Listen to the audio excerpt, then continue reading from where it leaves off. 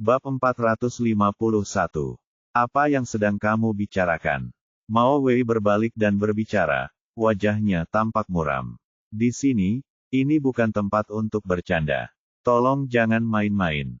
Saya tidak bercanda. Pria itu menggigit bibirnya dengan gugup dan berkata, saya membunuh seseorang. Saya tidak hanya membunuh seseorang, saya juga menjebak orang lain. Saya di sini untuk menyerah dan menyerahkan diri. 10 tahun yang lalu, kasus pembunuhan Flat Waralaba Petroleum Second, bibirnya bergetar, saat dia berkata, saya melakukannya. Ketika dia mengatakan ini, para detektif polisi mengernyitkan alis mereka. Sejak mereka bergabung dengan pekerjaan detektif polisi, tidak ada yang pernah melihat seseorang menyerahkan diri dan mengakui bahwa mereka adalah pembunuh. Ditambah lagi, itu adalah kasus yang sudah terjadi 10 tahun lalu. Kasus pembunuhan apartemen Waralaba Petroleum Second. 10 tahun yang lalu, Zhao Yu mengerutkan kening. Ketika dia berada di departemen kasus yang sudah lama diselesaikan, dia menghafal hampir semua kasus di dalam kepalanya, jadi dia bisa yakin bahwa tidak ada kasus seperti itu dalam berkas kasus yang tertunda. Itu tidak benar. Li Beini menjawab dengan sangat cepat, seraya berkata, Tuan, Anda berada di tempat yang salah. Waralaba perminyakan kedua tidak berada di bawah yurisdiksi cabang Rongyang. Seharusnya, itu milik cabang Moyang. Jadi, silakan pergi ke cabang Moyang untuk menyerahkan diri. Hah, mendengar itu, kepala pemuda itu dipenuhi keringat dingin. Dia berkata dengan gugup, bagaimana mungkin? Setelah jalan lingkar kedua, bukankah itu daerah Rongyang? Dan, rumahku ada di Rongyang. Ini, bisakah itu dilakukan sesuai dengan lokasi akun? Sialan, Zhang Jingfeng menumpahkan cangkir teh panas yang baru saja dibuatnya, sambil berteriak pada pria itu, ini tentang menyerahkan diri, dan ini perlu dikategorikan menurut tempat kejadian perkara, bukan prinsip pergi ke cabang terdekat. Lelaki itu memegang kedua tangannya di depan dada, tubuhnya bergetar karena emosi. Kenapa menyerahkan diriku begitu sulit? Baiklah, jangan bercanda lagi. Mao Wei khawatir akan terjadi insiden besar, jadi dia segera datang ke hadapan orang itu dan berkata, Tuan, terlepas dari cabang kepolisian manapun yang menangani kasus ini, karena Anda datang untuk menyerahkan diri, saya akan mendokumentasikan kasus ini. Namun, sekadar pengingat, jika Anda hanya bercanda, Anda harus siap bertanggung jawab secara hukum. Oh, baiklah. Selama aku bisa menyerahkan diri, aku akan bertanggung jawab penuh. Kemudian, dia mengeluarkan ponselnya dan membuka aplikasi kamera, seraya memohon, kalau begitu, bisakah kau membantuku memasang borgol? Aku butuh beberapa foto. Apa? Ketika dia mengatakan itu, seluruh stasiun terkejut. Siapa yang mengira penjahat yang datang untuk menyerahkan diri itu orang aneh? Dia bahkan meminta untuk diborgol, sebelum meminta foto. Mungkinkah dia benar-benar ada di sini untuk membuat acara realitas? Ini, Mao Wei berbalik untuk melihat Zhao Yu. Saat itu, karena Miao Ying tidak ada di sana, polisi dengan pangkat tertinggi berikutnya adalah mereka berdua. Menghadapi masalah seperti itu, Mao Wei tidak dapat memutuskan apa yang harus dilakukan. Dia tentu saja harus meminta pendapat Zhao Yu. Bajingan, apa kau kabur dari rumah sakit jiwa? Apa kau mencoba mempersulit keadaan? Zhao Yu sedang tidak dalam suasana hati yang baik, jadi saat mendengar pria ini terdengar aneh, dia tiba-tiba menjadi kesal. Tunggu sebentar. Tiba-tiba, Zhang Jingfeng datang ke hadapan pria itu, dan mengamatinya dengan saksama. Kemudian dia menatapnya dengan melotot dan berkata, tidak benar. Mengapa orang ini terlihat begitu familiar, Yo? Zhang Jingfeng menepuk pahanya, lalu menunjuk ke arah pria itu, sambil berteriak, bukankah ini Guru Lan? Mengapa? Mengapa itu kamu? Zhang, kalian saling kenal. Mao Wei membelalakkan matanya, bingung. Zhao Yu juga bingung, jadi dia tetap diam. Apa? Zhang Jingfeng tertawa. Akhirnya aku melihat yang hidup. Aku tidak bisa mengenalinya sebelumnya. Kamu adalah Guru Lan, dari televisi. Lan, Lan Suping. Pria itu mengangguk. Selain terlihat sedikit gugup, dia juga sedikit malu. Benarkah? Li Beini mengamati lebih dekat, lalu berkata, di graduation season, kamu berperan sebagai ayah dari karakter laki-laki. Wow, kamu terlihat jauh lebih muda di dunia nyata. Dan pembawa acara 12 O'Clock Daily Chachis, Zhang Jingfeng bertepuk tangan saat berbicara, istri saya suka acara itu. Setiap hari, dia mengikuti cara Anda mengajar, tetapi dia tidak pernah berhasil memasak apapun yang rasanya seperti yang ada di acara TV. Oh, ya, aku selalu melihatmu di drama TV. Kata Da Fei. Kenapa, kau di sini? Untuk membuat acara realitas polisi, atau menjadi pembawa acara TV? Polisi, polisi. Tiba-tiba, Lan Suping menggenggam kedua tangannya dengan gerakan memohon. Tolong, semuanya. Aku benar-benar di sini untuk menyerahkan diri hari ini. Kudengar cabang Rongyang bahkan bisa memecahkan kasus Mianling. Jadi, aku datang ke sini untuk menyerahkan diri. Ini. Kemudian, para detektif polisi saling menatap lagi, karena mereka semua bingung dengan apa yang coba dilakukannya. Sebagai seorang penjahat yang baru saja menyerahkan diri, Lan Suping menanggapi dengan cara yang tidak biasa. Kalau begitu, Mao Wei menggantikan Miao Ying, jadi dia tidak punya pilihan selain maju dan berkata, apakah kamu benar-benar di sini untuk menyerahkan diri? Ya, serius. Lan Suping mengangkat tangannya lagi. Tolong, pasangkan borgol untukku dulu. Kemudian, Mao Wei ragu-ragu, tapi kemudian, terdengar suara yang mengejutkan dari sudut ruangan. Astaga, ya Tuhan. Liang Huan, yang selama ini diam saja, tiba-tiba berdiri dan menunjuk ke komputernya, sambil berkata, saya katakan, semuanya, Guru Lan ini, tidak sedang bercanda. Saya pikir, kita harus memborgolnya terlebih dahulu. Kenapa? Semua orang masih tidak mengerti. 10 tahun yang lalu, di apartemen waralaba kedua perminyakan Kinsan Moyang, ada seorang wanita yang meninggal setelah ditikam. Liang Huan membacakan dengan lantang, dalam daftar tersangka, ada nama Lan Suping. Dengan serius, semua orang terkejut dan berdesakan untuk melihat. Li Beini berbaring di meja kerjanya, menekan bahu Liang Huan, itu tidak benar, ini bukan kasus yang tertunda. Bukankah ini kasus yang sudah ditutup? Penjahatnya sudah ditangkap, jadi mengapa kamu datang dan menyerahkan diri? Pembunuh itu tidak bersalah. Lan Suping menggigit bibirnya dan berkata, akulah pembunuh sebenarnya. Mendengar itu, Mao Wei segera memberi isyarat mata pada Da Fei, dan Da Fei mengeluarkan borgol untuk memborgol tangannya. Tolong teman-teman, bisakah kalian selesaikan masalahku dulu? Lan Suping memohon, tolong, hukum aku. Guru Lan, bahkan mereka yang menyerahkan diri harus mengikuti prosesnya, kata Mao Wei. Jangan panik, jelaskan saja kepada kami detail situasinya. Mao Wei mengangguk lagi, sementara Da Fei segera mengambil pena dan kertas untuk membuat catatan pengakuan.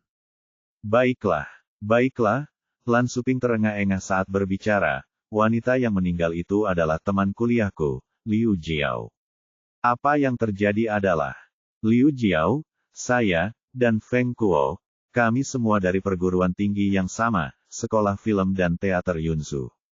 Selama kuliah, kami bertiga sangat dekat, dan kami bahkan membentuk kelompok saudara kandung untuk mementaskan repertoar pendek dan drama.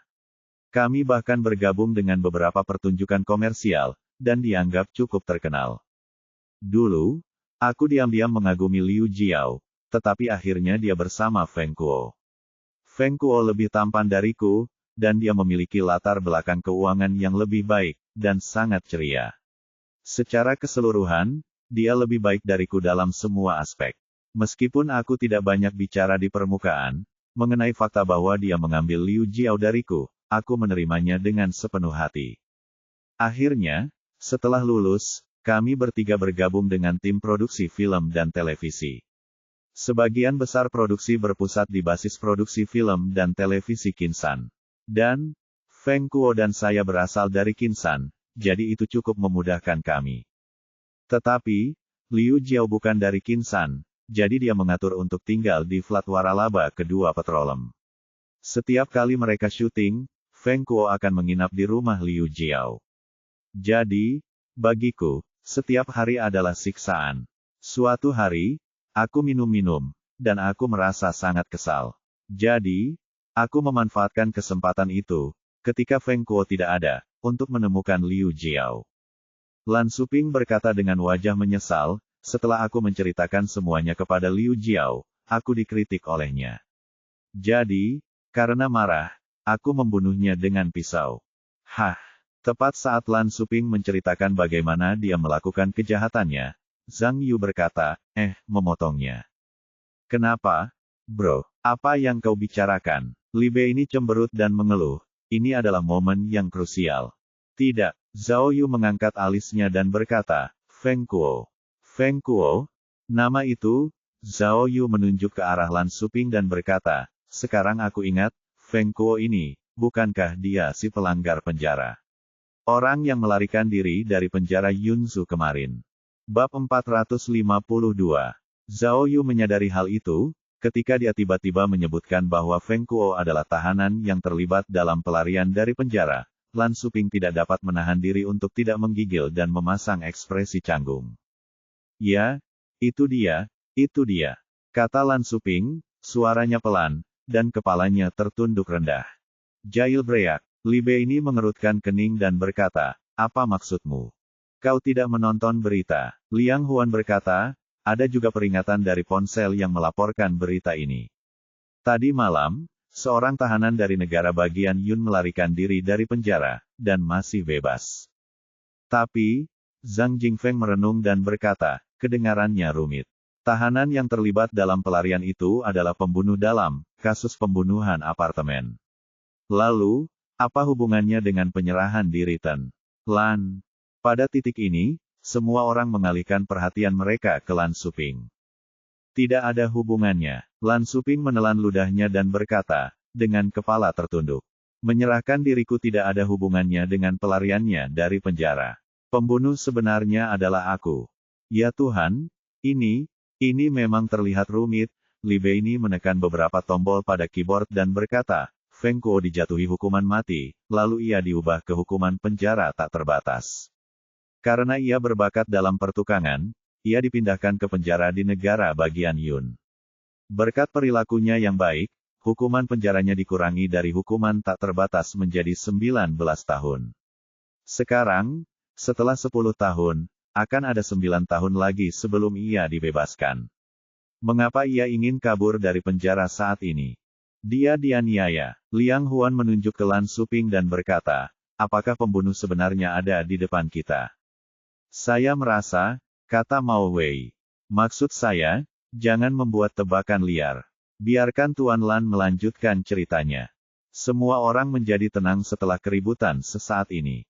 Setelah aku melakukan pembunuhan itu, aku menjadi sadar, lanjut Lan Suping, kupikir, karena aku sudah membunuh seseorang, aku seharusnya tidak membiarkan Feng Kuo lolos begitu saja. Jadi, aku mengambil senjata pembunuh itu dan menyelinap ke rumah Feng Kuo, lalu menaruh pisaunya di laci kamar tidurnya. Kemudian, setelah kejadian itu, orang pertama yang dicurigai polisi bukanlah saya. Kata Lan Suping, dengan hidung melotot dan mata muram. Ketika polisi menemukan senjata itu, sia-sia bagi Feng Kuo untuk membantah.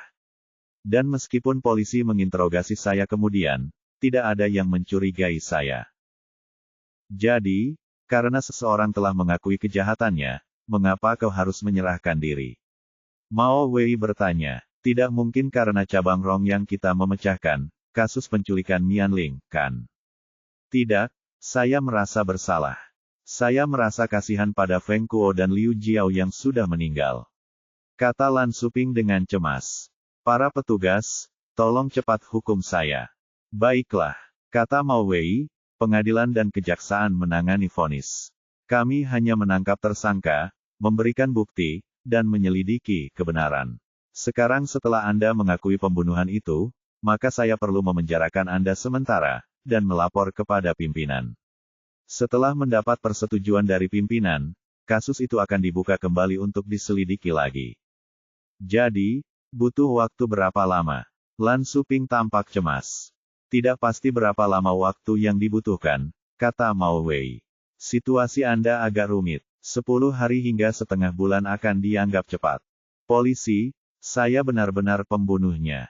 Lan Suping memohon. Saya hanya ingin Anda mempercepat prosesnya, tolong. Hei, tiba-tiba, Zhao Yu, yang telah terdiam cukup lama, angkat bicara. Ia berdeham dan bertanya kepada Lan Xuping dengan suara yang jelas dan keras, apakah kamu memakai sarung tangan, ketika kamu membunuh dengan pisau? Apa? Lan Xuping tercengang, karena dia tidak menyangka Zhao Yu akan menanyakan pertanyaan ini. Saya bertanya padamu, apakah kamu meninggalkan sidik jari di pisau itu? Katakan saja, kata Zhao Yu, suaranya mengintimidasi. Ya, dengan sarung tangan. Tidak, tanpa sarung tangan. Lan Xuping segera mengubah ceritanya. Setelah melakukan pembunuhan, saya menghilangkan sidik jari pada pisau, tetapi darah Liu Jiao masih ada di sana. Pisau itu muncul di kamar tidur Feng Kuo, jadi. Ceritakan lebih lanjut. Zhao Yu bertanya lagi, kau membunuh pria itu dengan pisau. Jadi, berapa kali kau menusuknya, dan di mana kau menusuknya? Yah, ini, Lan Xuping tergagap. Pikiranku benar-benar kosong saat itu, dan aku tidak dapat mengingat apapun. Di bagian rumah mana kamu menusuknya? Di pintu masuk atau di dalam rumah? Zhao Yu bertanya lagi. Di dalam rumah? Pintu masuk? Di dalam. Setelah menjawab serangkaian pertanyaan, jawaban Lan Xuping tampak saling bertentangan, dan sekarang dia berada di ambang kehancuran emosional. Cukup, kau menyangkal bahwa kau pembuat onar. Zhao Yu meluruskan punggungnya, saat ia berjalan menuju Lan Xuping. Ia bertanya, katakan yang sebenarnya, Tuan Lan. Apakah Feng Kuo menculik istrimu atau menculik anakmu? Semua orang tercengang mendengar pertanyaan itu.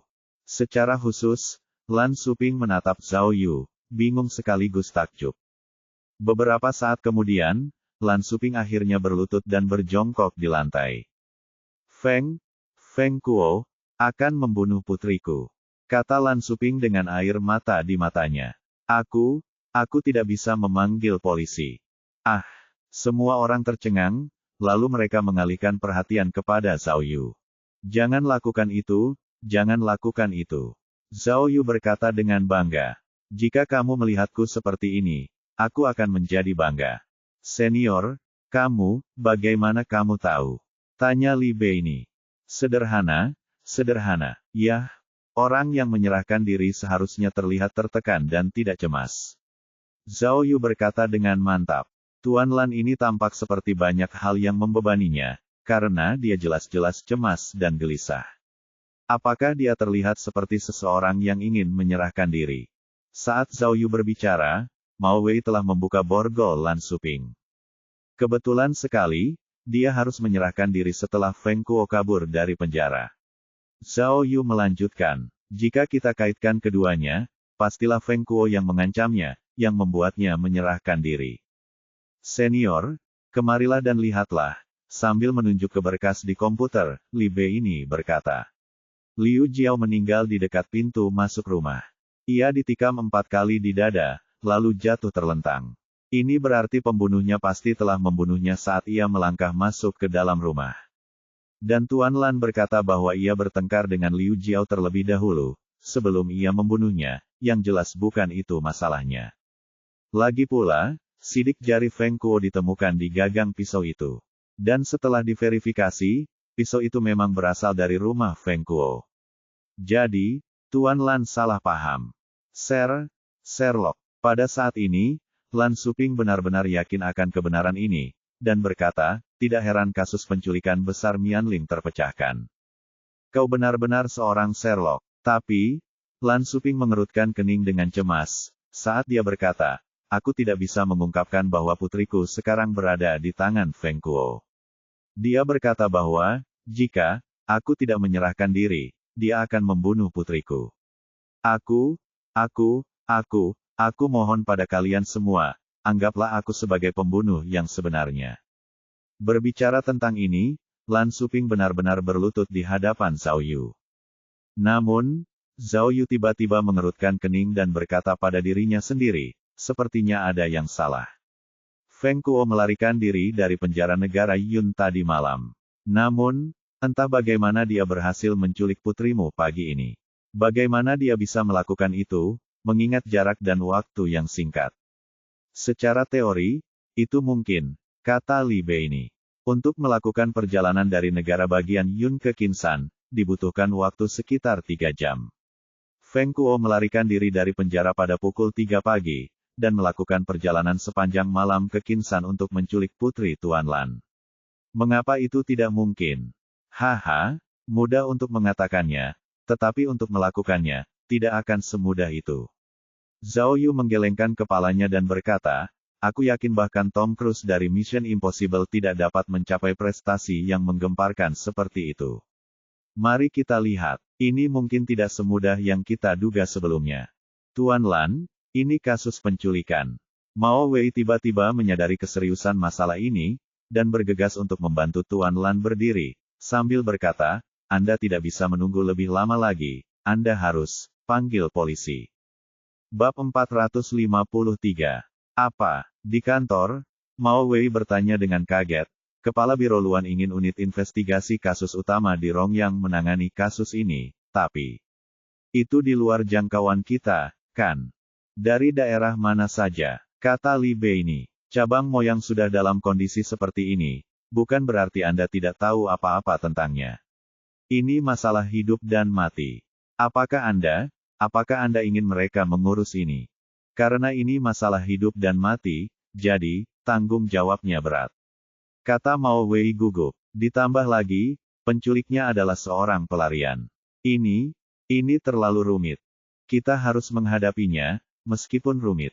Kata Li Beini lagi. Kepala Biro Luan berkata bahwa Anda, Ketua Tim Mao, telah menangani cukup banyak kasus penculikan, dan Anda sangat berpengalaman, jadi untuk misi kali ini, Anda harus bertindak sebagai kapten utama. Anda adalah panglima tertinggi. Baiklah, baiklah. Mao Wei menenangkan diri dan berkata, karena para pemimpin telah mempercayakan kita, kita harus mengerahkan segenap kemampuan kita. Zhao, dia berbalik dan berbicara kepada Zhao Yu, kali ini, kita berdua harus bekerja sama, dan mencoba menyelamatkan anak itu. Oke. Zhao Yu mengangguk setuju. Sebenarnya, dalam kasus penculikan semacam ini, dia sama sekali tidak punya pengalaman. Karena itu, dia tidak keberatan dengan rencana pemimpinnya. Mao Wei lebih berpengalaman. Setelah menerima tugas tersebut, detektif polisi tersebut bahkan tidak sempat makan siang, tetapi langsung mengadakan rapat darurat dengan seluruh tim investigasi kasus utama. Selama rapat tersebut, melalui kebijaksanaan kolektif dan upaya bersama, para detektif polisi menyelesaikan tindakan penanggulangan terkait kasus penculikan tersebut. Pertama, mereka memisahkan tugas. Karena detektif polisi dari tim B lebih fleksibel, Mao Wei memimpin tim B untuk menjalankan semua pekerjaan lapangan. Di sisi lain, Zhao Yu memimpin tim A, yang bertugas untuk bertanggung jawab atas investigasi dan pengumpulan informasi.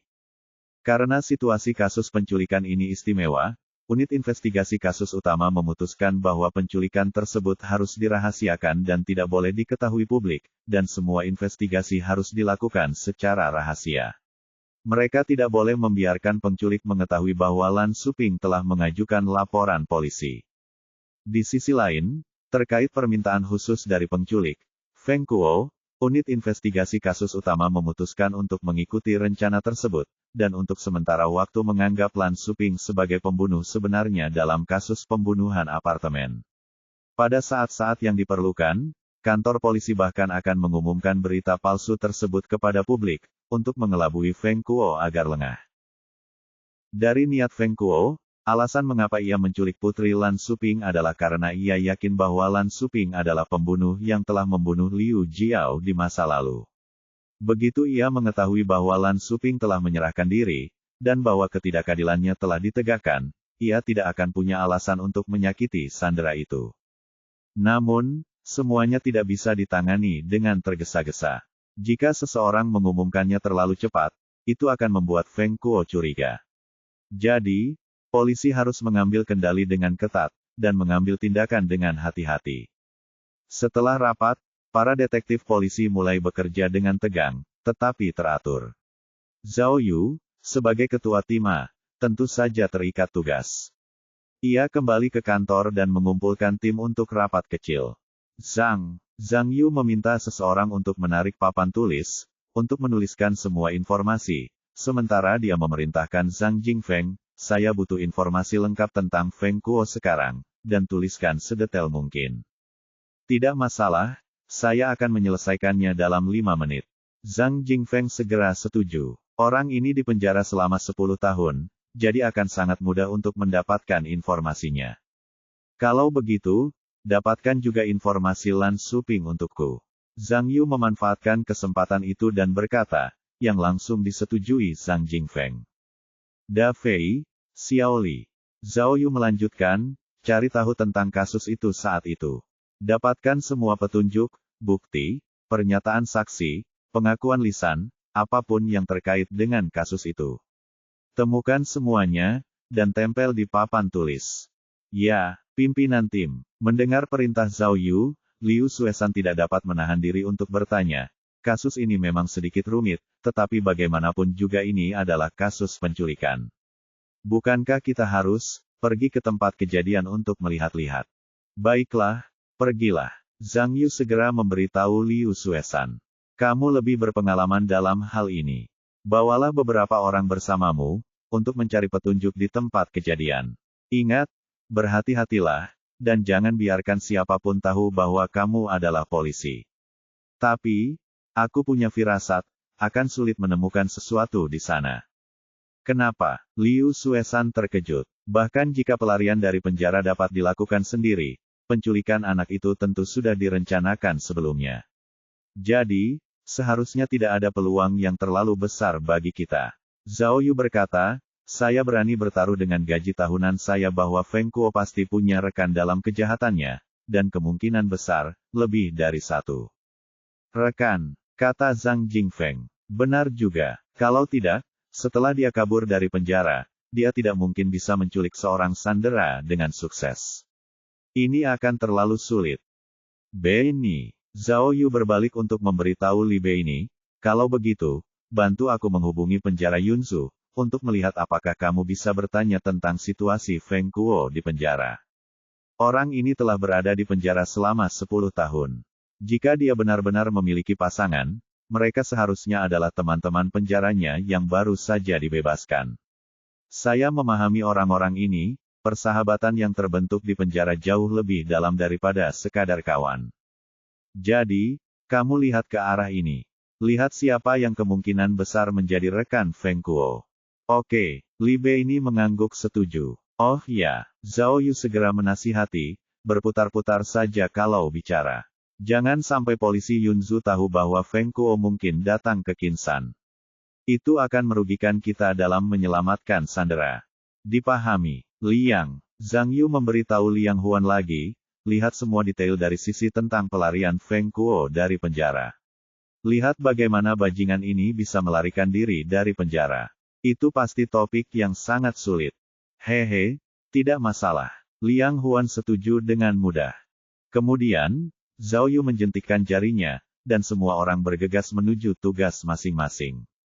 Saat itu juga, sudah ada orang-orang dari pihak Mao Wei yang mencoba mendapatkan informasi dari Lan Shuping, termasuk mencari tahu bagaimana anaknya diculik, bagaimana Feng Kuo menghubunginya untuk mengancamnya, dan sebagainya.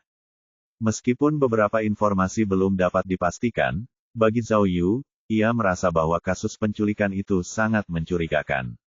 Tampaknya ada banyak hal yang tidak masuk akal yang terlibat. Dari sudut pandang Zhao Yu, Feng Kuo lebih dari bersedia mengambil risiko di penjara seumur hidup untuk menculik putri Lan Shuping dan memaksanya mengakui kejahatannya. Dalam benaknya, ini mengungkapkan 2 hal.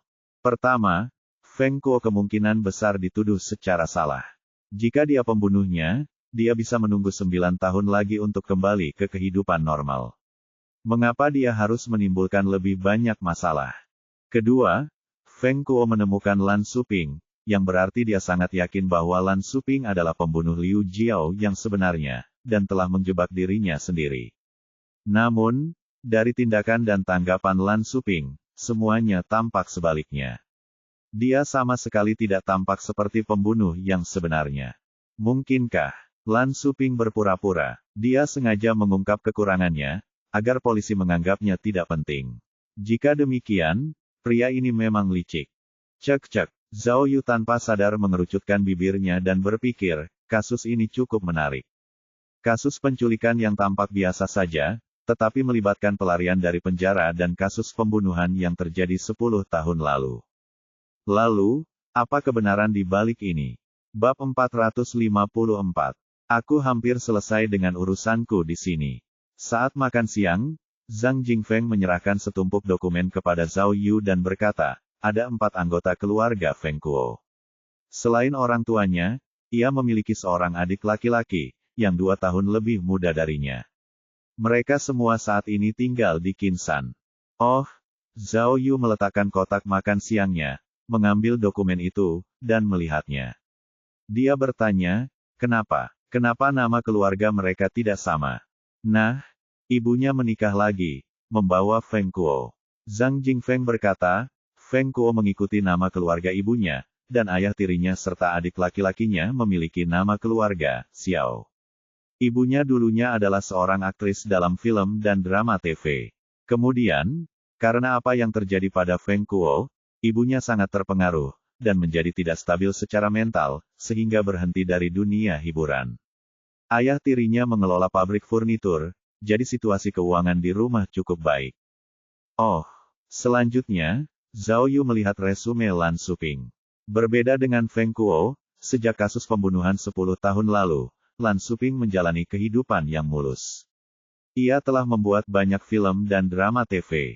Ia juga telah bergabung dengan stasiun TV Qinsan, menjadi pembawa acara untuk banyak program. Selain itu, orang ini juga tampaknya memulai hidupnya lebih awal.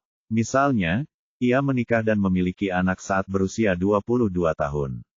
Kini, putrinya sudah duduk di bangku kelas 3. Istrinya juga bekerja di televisi, tetapi bekerja sebagai editor. Bernapas, Zhao Yu menarik napas dalam-dalam, meletakkan dokumen, dan mengangguk ke arah Zhang Jingfeng, memberi isyarat kepadanya untuk segera menghabiskan makan siangnya. Karena situasi yang mendesak, para detektif tidak punya waktu untuk keluar makan, jadi mereka semua memesan makanan untuk dibawa pulang. Tiba-tiba, setelah menghabiskan beberapa suap dari kotak bekal, orang yang pergi memeriksa TKP bersama Liu Suesan melapor kembali. Namanya Bai Bintao, dan rekan-rekannya memanggilnya, Xiao Bai, dengan penuh kasih sayang. Pemimpin kelompok. Begitu Xiao Bai masuk ke ruangan, dia langsung berkata kepada Zhao Yu. Kau benar, Feng Kuo pasti punya kaki tangan. Zhang Jingfeng mengambil kotak makan siang dan menyerahkannya kepada Xiao Bai. Dia berkata, tenanglah, dan bicaralah perlahan. Xiao Bai menerima kotak makan siang itu, masih terengah-engah. Rumah Lan Xuping ada di Qinsan. Bukankah sekarang sedang liburan musim panas? Putrinya pergi ke sekolah seni untuk belajar melukis setiap hari, dan sekolah seni itu berada di luar area pemukiman. Bahkan tidak perlu menyeberang jalan.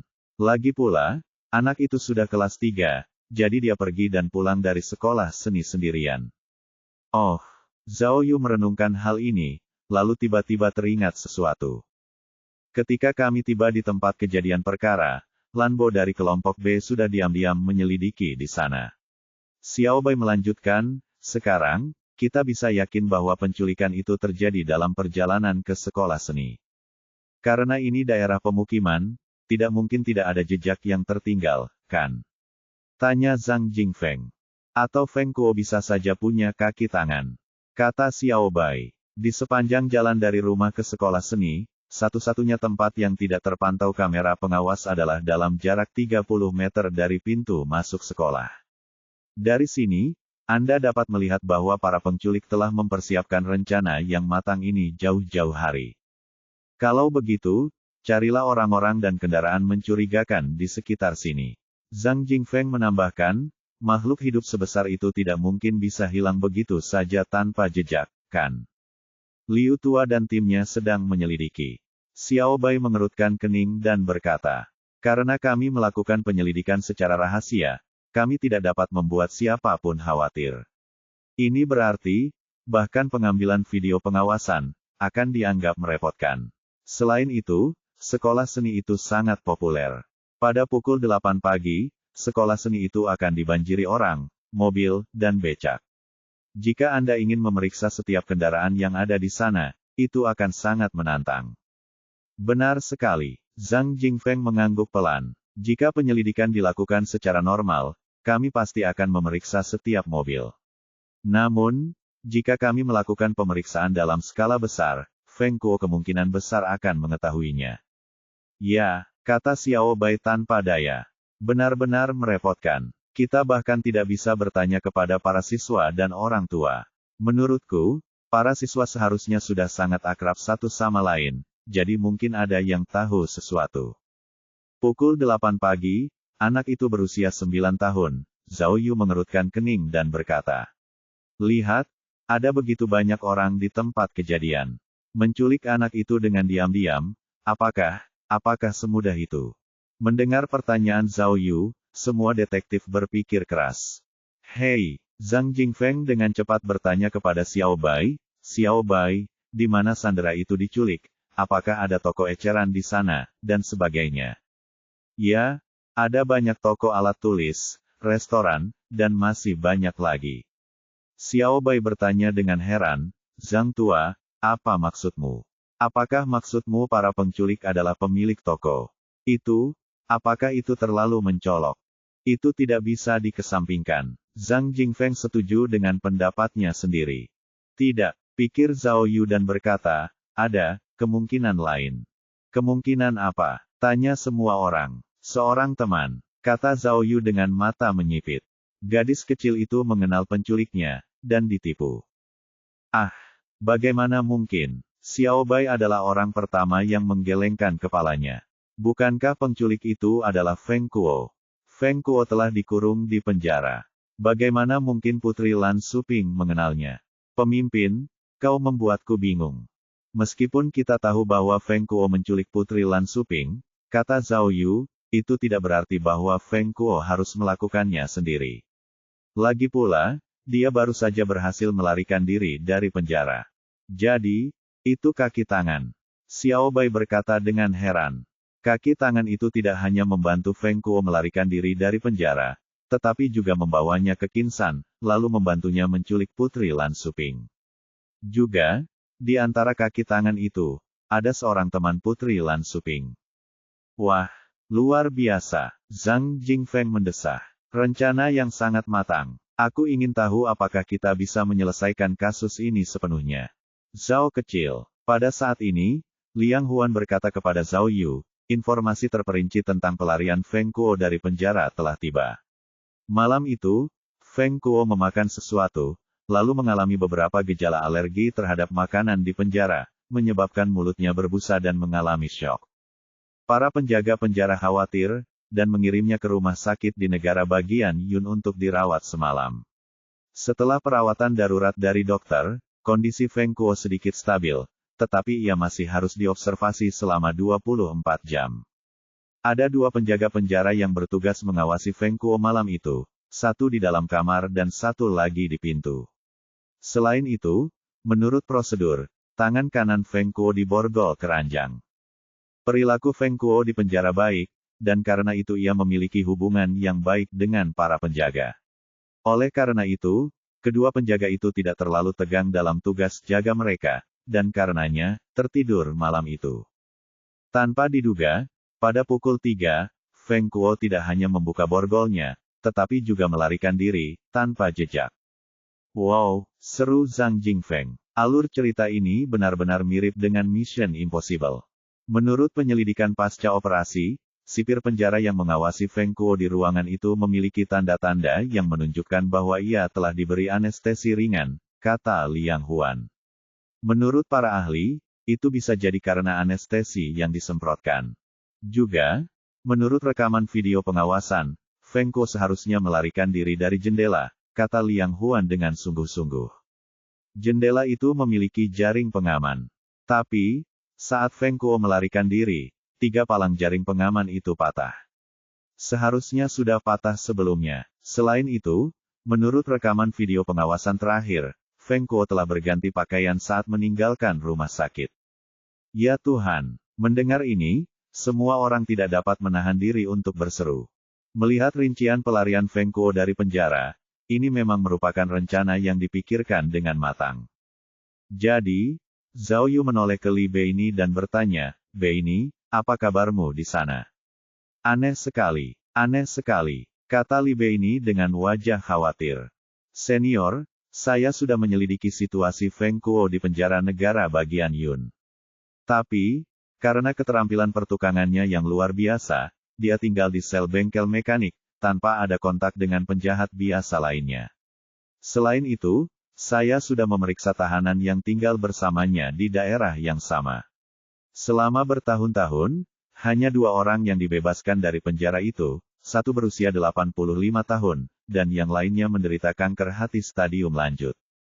Senior, kurasa, Li Beini menggelengkan kepala dan berkata, kaki tangan Feng Kuo sepertinya bukan teman satu penjaranya. Cek, Zhao Yu tidak menyangka akan mendapat hasil seperti itu. Dia mengerutkan kening dan berkata, kalau bukan teman penjara, siapa lagi? Bab 455. Zhang, kata Zhao Yu, pergi dan selidiki lagi. Teman-teman, saudara-saudara, dan keluarga Feng Kuo, dan cari tahu koneksi lama mereka, satu persatu. Jika rekan kriminalnya bukan salah satu teman penjaranya, maka kita harus mencoba mencari tahu siapa orangnya, di antara orang-orang ini. Oke, tidak masalah. Zhang Jingfeng melempar kotak nasi kosong itu ke tong sampah, dan segera kembali ke meja kerjanya. Beini, kata Zhao Yu, Feng Kuo adalah seorang tahanan. Jika dia punya rekan, dia harus selalu berhubungan dengannya. Jadi, coba selidiki dari penjara lagi. Lihat siapa yang mengunjunginya di penjara, dan siapa yang paling sering berhubungan dengannya. Baiklah, Li Beini membereskan kotak nasinya dan mulai bekerja. Setelah istirahat sejenak, Zhao Yu telah beradaptasi dengan perannya sebagai pemimpin tim dengan sangat cepat. Pekerjaan komandonya jelas dan cepat, seperti menjadi seorang jenderal. Meskipun Zhao Yu belum lama bergabung dengan unit investigasi kasus utama, karena dia terus-menerus diasuh oleh Qiping dan Miao Ying, dia mampu beradaptasi dengan pekerjaannya dengan sangat baik. Dia bukan gangster sombong seperti dulu lagi. Meskipun masih muda dan belum berpengalaman, ia telah menyelesaikan begitu banyak kasus penting, sehingga semua detektif polisi dalam tim itu benar-benar yakin akan kapasitasnya untuk memimpin. Mengenai perintahnya, mereka semua mematuhinya, dan tidak pernah menunda. Setelah mendelegasikan tugas, papan tulis yang berisi informasi terkait kasus tersebut hampir sepenuhnya diisi oleh semua detektif polisi. Melalui bagian tengah papan tulis, orang-orang dapat dengan mudah memahami kasus pembunuhan di apartemen yang terjadi 10 tahun lalu, hanya dengan satu pandangan sekilas. 10 tahun yang lalu, di apartemen waralaba kedua Kinsan Petroleum, terjadi kasus pembunuhan. Seorang wanita, yang baru lulus bernama Liu Jiao, ditikam sampai mati di apartemen itu dengan pisau. Darah segar berceceran di tanah, dan itu adalah pemandangan yang tragis. Setelah diverifikasi oleh seorang ilmuwan forensik, diketahui bahwa korban telah meninggal antara pukul 8:30 hingga pukul 10 malam. Orang yang menemukan mayat tersebut, dan kemudian mengajukan laporan polisi, dipastikan sebagai pembunuhnya, Feng Kuo.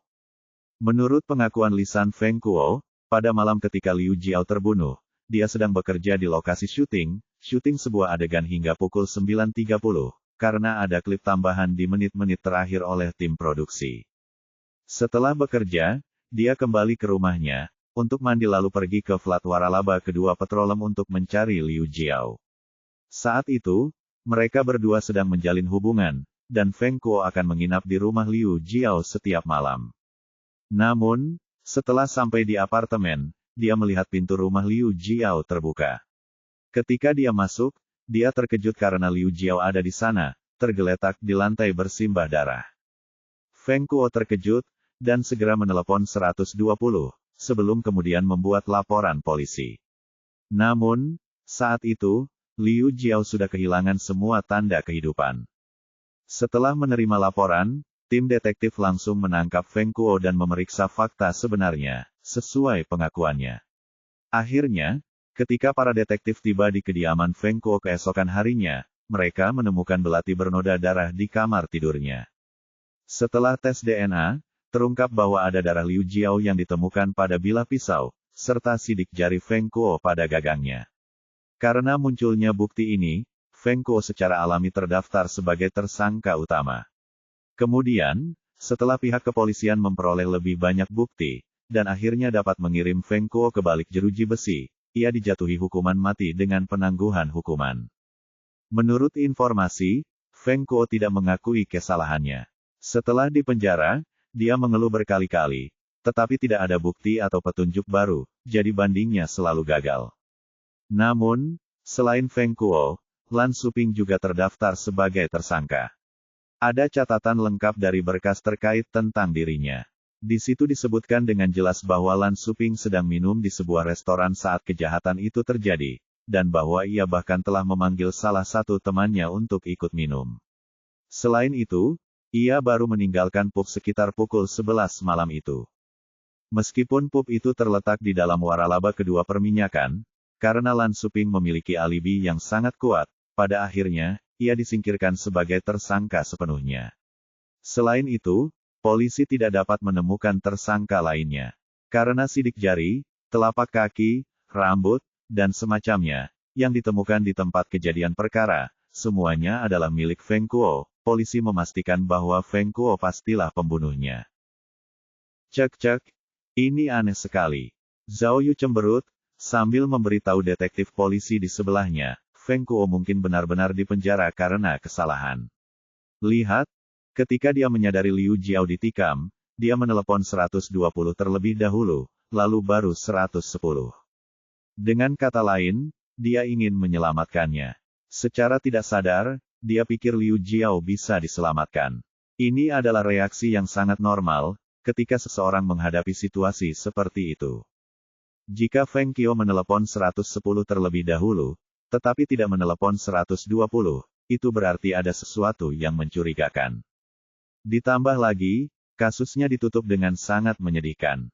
Zhao Yu menunjuk ke papan tulis dan melanjutkan, ada banyak hal yang sama sekali tidak masuk akal. Coba bayangkan, jika Feng Kuo benar-benar seorang pembunuh, dan jika dia membunuhnya, mengapa dia tetap tinggal di tempat kejadian? Ditambah lagi, akan sangat konyol menyembunyikan senjata di laci di kamar tidurnya. Bukankah lebih baik jika dia menggali lubang secara acak dan menguburnya? Benarkah? Liang Huan merenung, Feng Kuo dan Liu Jiao tetap bersama, dan dia memasuki tempat kejadian perkara setelah kejahatan itu, ketika dia tampaknya menemukannya. Jadi, jika ada sidik jari, telapak kaki, dan rambutnya yang ditemukan di tempat kejadian perkara, itu wajar. Benar sekali, Xiao Bai mendukung. Setelah melakukan pembunuhan, pertama-tama sembunyikan senjatanya di rumah, lalu kembali ke tempat kejadian untuk memanggil ambulans dan... Semua ini tidak bodoh, ini hanya psikotik. Dari apa yang kulihat, dia pasti dijebak. Dijebak. Da Fei menolak dan berkata, tapi, jika dia dijebak, bagaimana kamu menjelaskan sidik jari pada belati itu? Ditambah lagi, belati itu berasal dari rumah Feng Kuo. Apakah dia akan dijebak oleh keluarganya sendiri? Benar juga, Xiao Bai mengernyitkan alisnya dan berpikir keras, jika pembunuhnya bermaksud menjebaknya, dia bisa saja menghapus sidik jarinya dari gagang senjata setelah pembunuhan itu. Tapi, ada sidik jari Feng Kuo di senjata itu.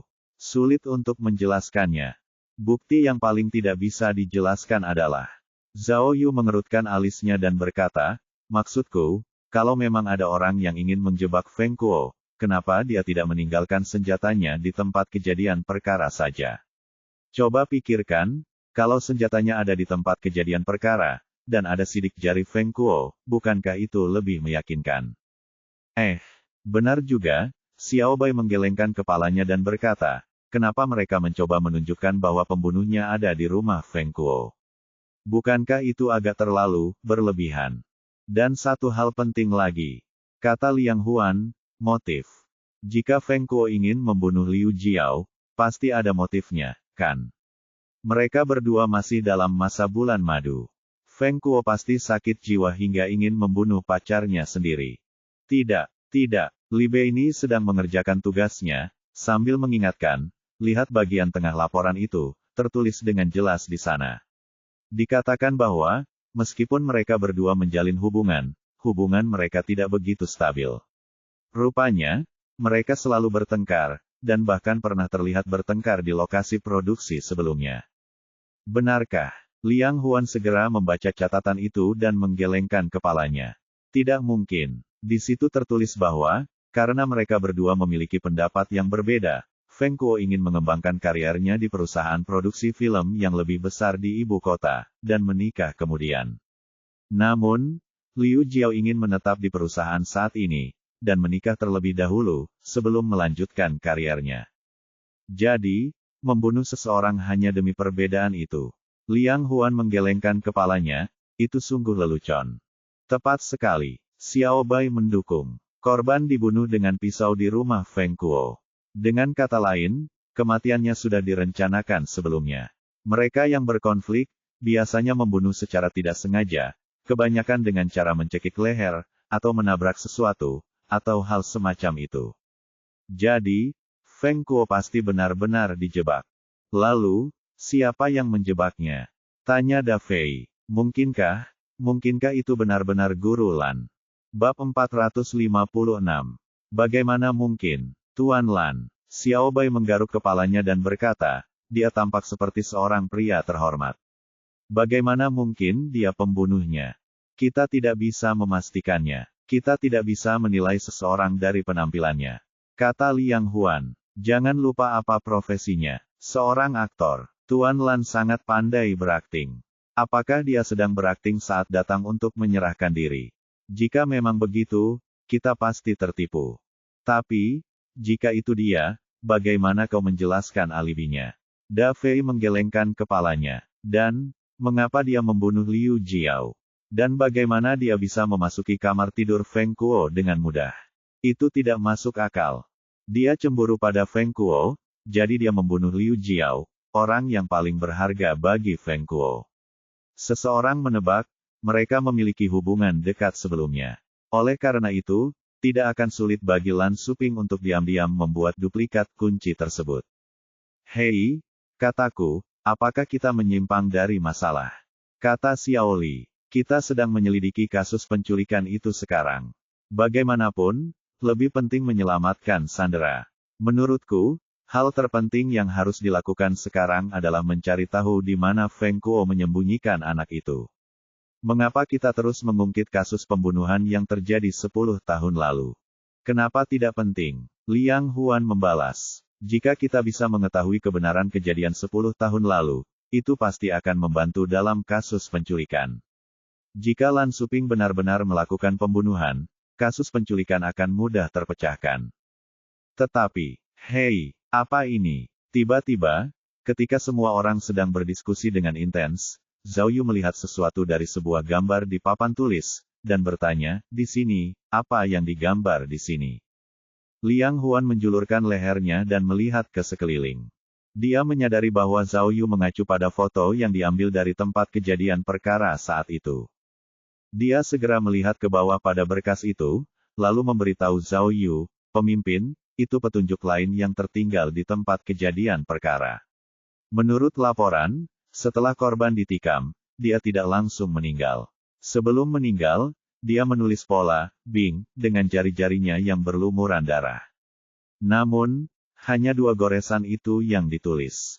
Karena itu adalah hal terakhir yang ditulis oleh korban, tentu saja itu mengacu pada pembunuh yang sebenarnya.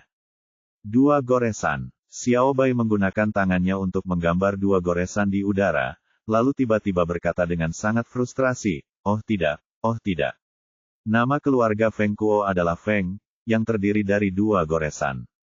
Apakah itu berarti dia adalah pembunuhnya? Tidak mengherankan polisi begitu yakin bahwa Feng Kuo adalah pembunuhnya.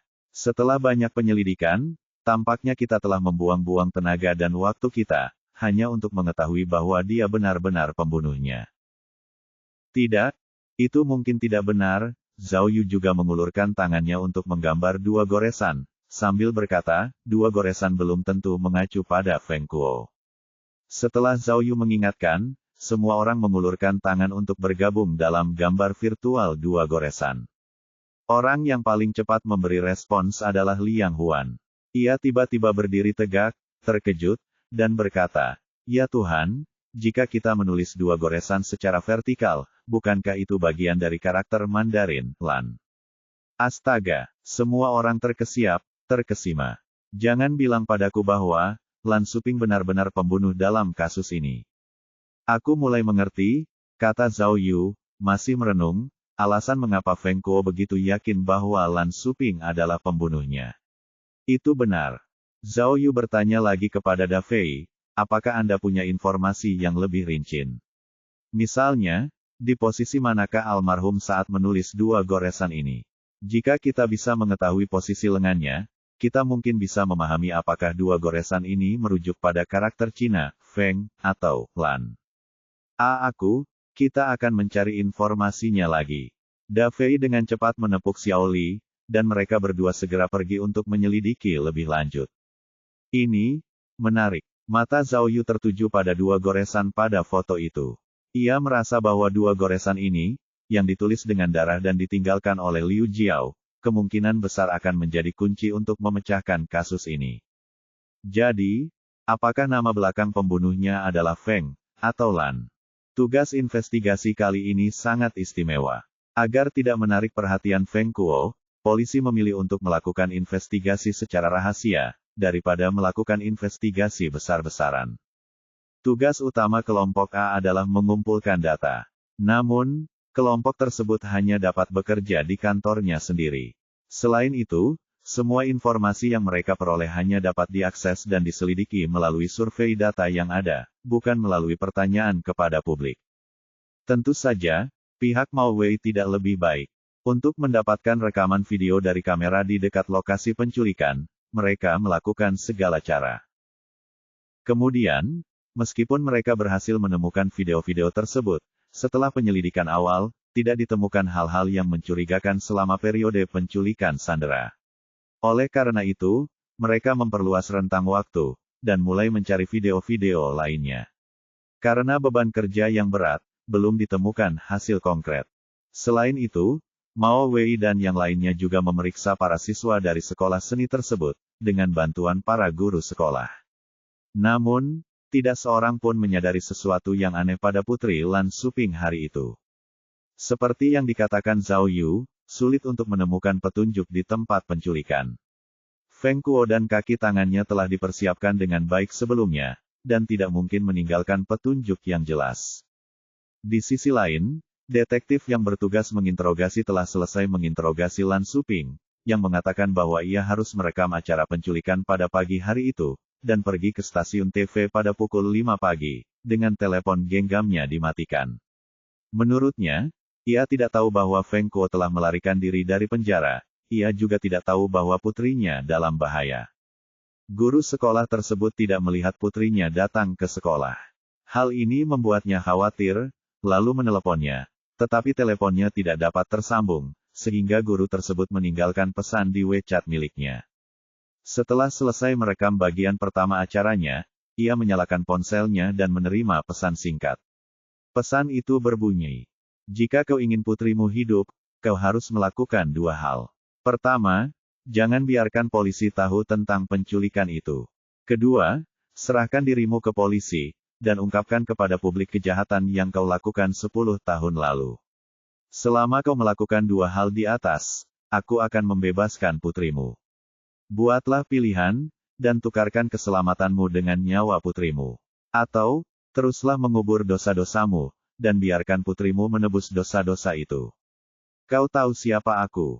Awalnya, Lan Suping mengira ada yang mengerjainya, atau mengira itu penipuan, jadi dia tidak menanggapinya dengan serius. Namun, ketika dia membuka WeChat-nya lagi, dan melihat pesan guru itu, dia menyadari bahwa situasinya memang serius. Dia bergegas menelepon istri dan sekolahnya untuk memverifikasi informasi tersebut. Dia mengetahui bahwa, bukan hanya putrinya yang diculik, tetapi Feng Kuo juga telah melarikan diri dari penjara. Tiba-tiba, Lan Suping merasa seolah-olah dia telah disambar petir, dan pikirannya menjadi kosong. Selanjutnya, Lan Suping dan istrinya pergi ke sekitar sekolah seni untuk mencari keberadaan mereka. Mereka juga meminta nasihat dari kerabat mereka. Akhirnya, Lan Suping tidak punya pilihan selain datang ke kantor cabang Rongyang untuk menyerahkan diri dan mengaku bersalah. Tak perlu dikatakan lagi, satu-satunya insiden yang berkaitan dengannya 10 tahun lalu adalah satu-satunya kasus besar saat ini. Karena Feng Kuo telah melarikan diri dari penjara, dialah yang menculik putrinya. Yang diminta Feng Kuo hanyalah agar dia mengakui bahwa dia telah membunuh Liu Jiao. Selama interogasi, Lan Suping berulang kali menegaskan bahwa dia tidak membunuh Liu Jiao. Bertahun-tahun yang lalu, dia diam-diam mengagumi Liu Jiao. Jika dia benar-benar membunuh seseorang karena cemburu, Feng Kuo lah yang akan dibunuhnya, bukan Liu Jiao. Namun, Lan Suping juga berkata untuk menyelamatkan putrinya, dan bahwa ia akan menanggung kesalahan atas tuduhan pembunuhan Feng Kuo. Demi putrinya, bahkan jika Feng Kuo menginginkan nyawanya, ia akan langsung setuju. Meskipun para detektif tahu bahwa Lan Suping pandai berakting, semua yang dikatakannya sangat menyentuh dan tulus, yang membuat mereka terkesan. Justru karena inilah, setelah permohonan Mao Wei, yang memerintahkan penyelamatan sandera sebelumnya, polisi memutuskan untuk bertindak sesuai rencana awal mereka, lebih cepat dari jadwal. Para petinggi meminta Lan Suping mengaku bersalah malam itu juga, dan mengakui bahwa dialah pembunuh yang membunuh Liu Jiao. Berita ini kemudian akan disiarkan ke publik, untuk menarik perhatian Feng Kuo, sehingga dia akan menurunkan kewaspadaannya. Agar terlihat nyata, unit investigasi kasus utama harus menggabungkan rincian kasus dari 10 tahun lalu untuk membuat laporan pengakuan palsu, yang harus dihafal oleh Lan Suping. Semua ini dilakukan agar publik tidak mengetahui rencana tersebut. Bab 457. Halo, nomor yang Anda tuju sedang berada di luar area jangkauan. Apakah kamu serius? Zhao Yu mengumpat dalam hati, dan tidak punya pilihan selain menutup telepon. Ini adalah keenam kalinya dia menelepon Miao Ying, tetapi teleponnya berada di luar area jangkauan. Zhao Yu menghitung waktunya, dan sampai pada kesimpulan untuk menghibur dirinya sendiri, Miao Ying mungkin ada di pesawat. Sepertinya kampung halaman Miao Ying sangat jauh, jadi mungkinkah dia mungkin pergi ke luar negeri. Zhao Yu ingin mengungkapkan bahwa dia merindukan kehadirannya, tetapi dia juga ingin berdiskusi dengan Miao Ying tentang kasus penculikan itu, apakah dia punya rencana lain. Namun, tampaknya harapan ini akan sulit terwujud. Tepat pada saat itu, sudah pukul 11.50 malam. Zhao Yu masih bertugas di kantor. Meskipun saat ini tidak ada keadaan darurat dalam kasus tersebut, sebagai pemimpin tim, ia harus tetap tinggal di kantor pusat. Meskipun hari-hari musim panas yang terik telah berlalu, dan cuaca semakin dingin, kantor tersebut masih menyalakan AC, terutama untuk meredakan ketidaksabaran para detektif polisi, dan untuk menenangkan mereka. Seperti biasa, Zhao Yu berdiri di depan papan tulis. Ia sedang melihat informasi di papan tulis, sambil mencoba menemukan petunjuk baru di dalam kerangkanya. Dari apa yang dilihat Zhao Yu, kasus di hadapannya berbeda dari kasus-kasus besar yang tertunda yang pernah ia tangani selama ini. Mungkin ini karena ia belum pernah berhadapan dengan kasus penculikan sebelumnya. Dalam benaknya, ia terus-menerus memikirkan kasus pembunuhan itu, sejak 10 tahun yang lalu. Dan, saat ia memikirkannya, ia sering teralihkan dari topik yang sedang dibahas. Cek. Namun, pada kenyataannya, dia masih sangat sadar. Dia tahu bahwa, pada saat itu, hal yang paling mendesak adalah menyelamatkan putri Lan Suping. Tapi, apa yang harus kulakukan untuk menemukan gadis itu? Di mana Feng Kuo akan menyembunyikannya? Siapa rekan kriminalnya? Dan, yang paling membingungkan, bagaimana mereka bisa menghindari kamera pengawas, ketika mereka menculik gadis itu? Pada foto tersebut, ia dapat melihat bahwa putri Lan Suping berambut hitam panjang dan tampak imut. Karena anak tersebut tiba-tiba diculik, keluarga Lan Suping tentu saja sangat ingin agar putrinya dapat kembali dengan cepat dan aman. Jika ada sesuatu yang salah dengan anak itu, keluarganya tidak akan bisa hidup lagi. Kemudian, berdasarkan perintah dari atasan di unit investigasi kasus utama, mereka sudah menyebarkan berita tentang Lan Suping yang telah menyerahkan diri. Karena Lan Suping adalah tokoh terkenal di Kinsan, berita itu dengan cepat menimbulkan respons yang hebat. Berita itu tersebar luas, meledak di internet dan WeChat. Polisi mengira, jika Feng Kuo memang memperhatikan hal itu, dia seharusnya sudah mendapat kabar itu. Namun, Zhao Yu mengira Feng Kuo tidak akan melepaskan Sandera secepat itu. Dia akan menunggu sampai Lan Suping dijatuhi hukuman, dan setelah polisi menyelesaikan keluhannya, barulah dia akan mempertimbangkan untuk membebaskan putrinya. Oleh karena itu, waktu akan semakin lama, dan semakin lama waktu yang dibutuhkan, semakin banyak variabel yang akan muncul.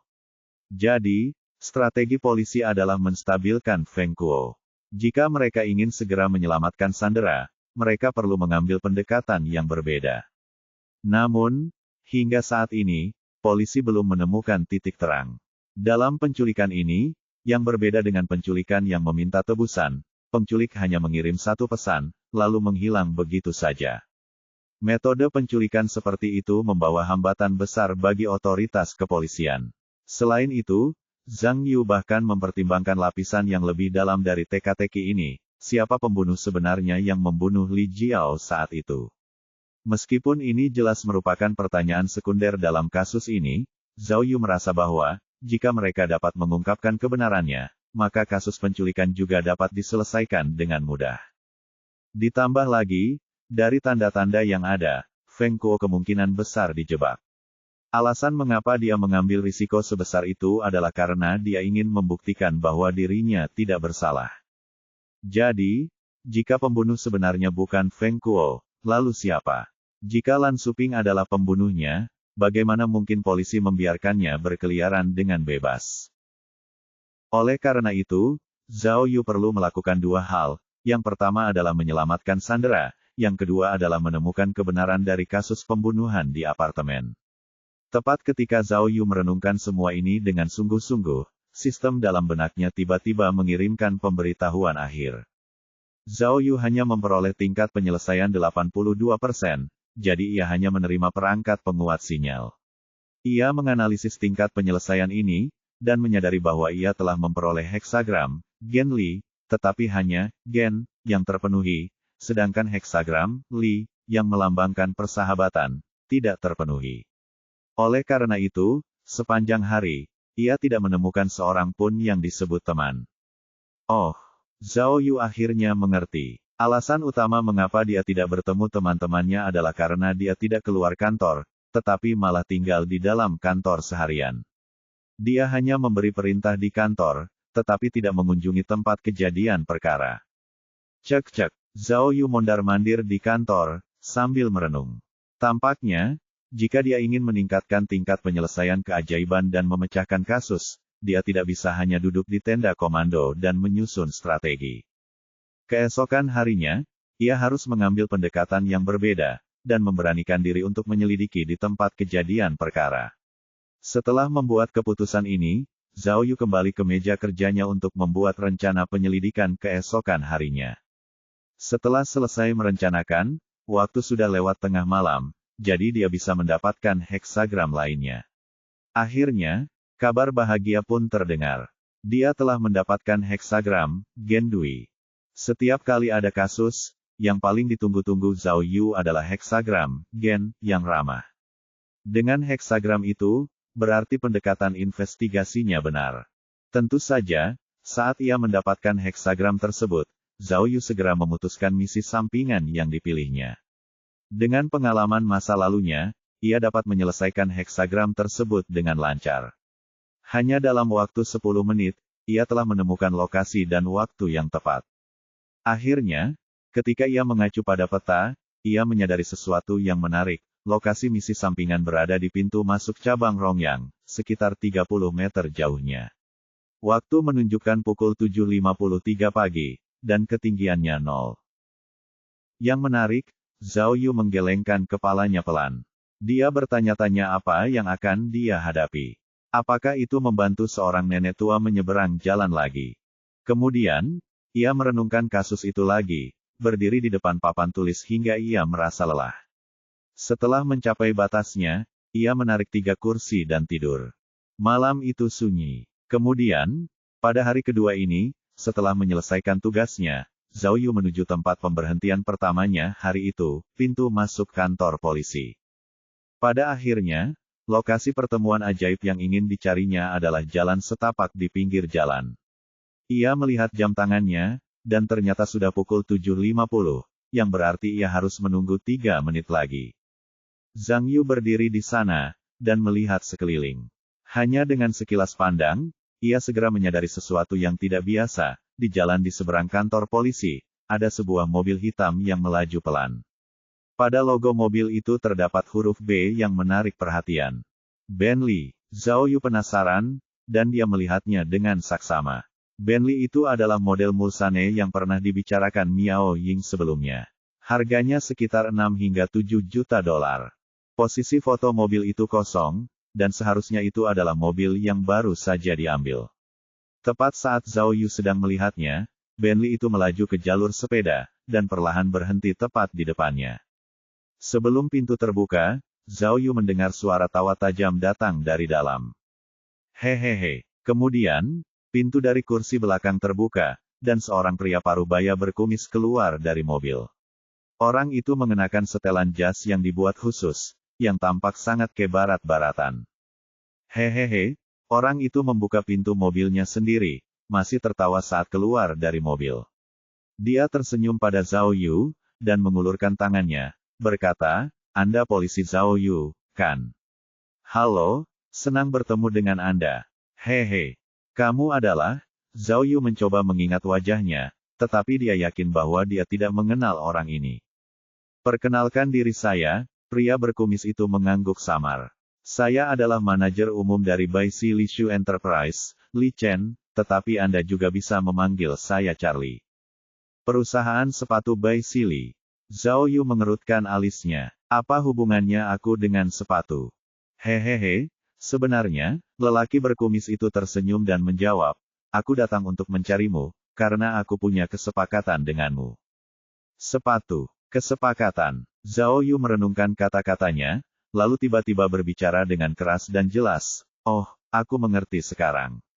Kamu ingin mencariku untuk menjadi duta besar." Bab 458. Awalnya, Zhao Yu menyimpan angan-angan. Ia merasa bahwa petualangan ganda hari ini cukup masuk akal. Ia tidak menyangka bahwa seseorang akan mengendarai Bentley untuk membicarakan bisnis dengannya sepagi ini. Benarkah dia benar-benar seorang selebriti sekarang? Jika dia berhasil mendapatkan dukungan, dia akan dapat mengantongi keuntungan yang bagus. Haha, heksagram hari ini adalah heksagram, Dui, representasi dari keberuntungan. Namun, setelah dia mendengarkan apa yang dikatakan manajer umum, dia sejenak tercengang. "Hahaha, petugas Zhao, Anda salah paham," kata Li Chen sambil tersenyum.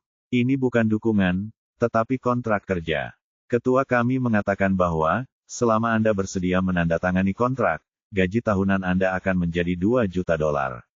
Itu juga termasuk 5 dana asuransi dan 1 dana perumahan.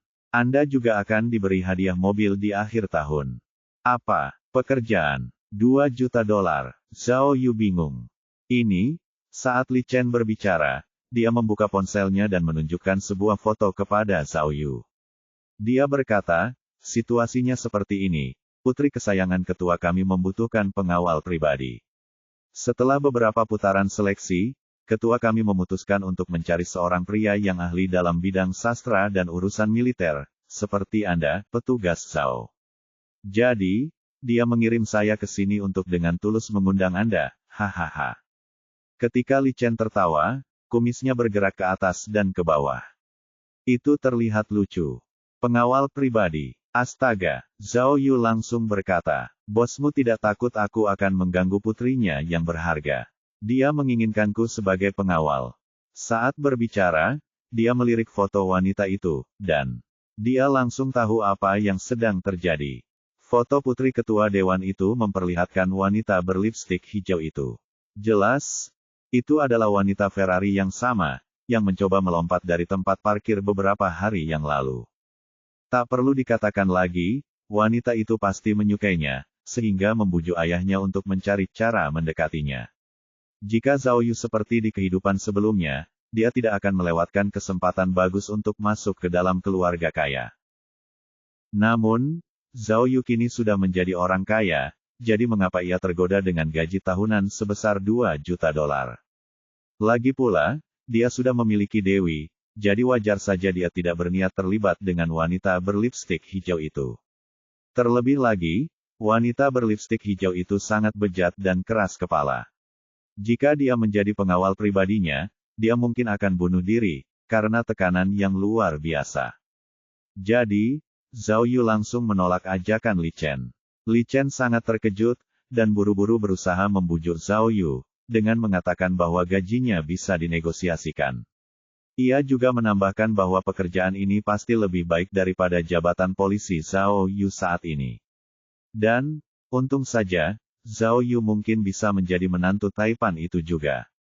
Namun, Zhao Yu, yang masih belum yakin, berbalik dan pergi. Lagi pula, Zhao Yu masih punya kasus penting yang harus dipecahkan. Di mana dia bisa menemukan waktu untuk bergelut dengan hal seperti itu. Li Chen tidak menyangka Zhao Yu akan menolaknya dengan begitu cepat, dan butuh waktu untuk menenangkan diri. Berdiri di tengah angin kencang, di samping Benli, dia melihat Zhao Yu berjalan pergi. Ketika Zhao Yu kembali ke kantor polisi dan menyalakan mobilnya, otaknya mengirimkan respons. Dia hanya menerima 1 poin untuk petualangan ini. Ayo, 1 poin. Zhao Yu berkata kepada sistem dengan tidak percaya, "Oh, apakah saya harus setuju untuk mendekati wanita berlipstik hijau untuk meningkatkan skor saya dalam petualangan ini? Ini benar-benar tidak masuk akal." Gila, setelah mobil dinyalakan, Zhao Yu segera melupakan petualangan ganda itu, dan mulai memusatkan energinya serta mengabdikan dirinya untuk memecahkan kasus tersebut. Perhentian Zhao Yu berikutnya adalah untuk melihat lokasi penculikan. Meskipun banyak rekan kerja yang telah melakukan perjalanan ke sana kemarin, dan bahkan berhasil mengambil rekaman video pengawasan, Zhao Yu tetap ingin melihatnya secara langsung. Kawasan permukiman Kinsan termasuk dalam wilayah yurisdiksi daerah Rongyang. Kawasan ini terletak tepat di perbatasan antara daerah Rongyang dan Moyang. Kawasan permukiman ini merupakan kawasan permukiman yang relatif mewah di kota Kinsan. Sekolah seni tempat Putri Lan Suping belajar melukis hanya dipisahkan oleh tembok dari area pemukiman. Namun, untuk mencapai sekolah seni tersebut, seseorang harus mengambil jalan memutar yang cukup jauh di luar gerbang area pemukiman. Jalan dari gerbang area perumahan menuju sekolah seni diawasi ketat oleh kamera pengawas, kecuali satu titik buta tertentu. Titik buta ini panjangnya sekitar 30 meter, dan terletak di pintu masuk depan sekolah seni. Di titik buta inilah Putri Lan Suping menghilang. Ketika Zhao Yu tiba, lorong itu dipenuhi banyak orang, karena saat itu adalah jam sibuk bagi para siswa untuk tiba di sekolah. Zhao Yu membelokkan mobilnya, berhenti di pinggir jalan. Yang mengejutkan Zhao Yu, lorong yang lebar itu bukanlah jalan buntu menuju sekolah. Sebaliknya, ada beberapa gang sempit, selain banyak toko, yang mengapit kedua sisi lorong itu. Beberapa gang mengarah ke jalan utama di luar, tanpa kamera pengawas yang terpasang di gang tersebut. Artinya, penculik mungkin telah membawa sandera dari salah satu gang ini. Tetapi, Zhao Yu berjalan ke salah satu gang. Sambil melihat jauh ke dalam koridor, dia berpikir, jika anak itu diculik di gang, kemungkinan besar anak itu sendiri yang masuk ke gang. Mungkinkah anak itu dan para penculiknya benar-benar saling kenal? Dengan keraguan di benaknya, Zhao Yu memeriksa tempat itu dengan sangat hati-hati. Untuk mengetahui situasi pemantauan lebih menyeluruh, dan untuk melihat apakah ada celah di dalamnya, ia segera menggunakan detektor tak terlihat. Melalui deteksi akurat dari detektor tak kasat mata, Zhao Yu segera menemukan bahwa, meskipun ada banyak toko yang menjual alat tulis dan makanan ringan, tidak ada satupun yang memasang kamera pengintai di luar pintu masuknya. Semua kamera pengintai dipasang di dalam toko, sehingga mereka tidak dapat menangkap kejadian apapun di luar.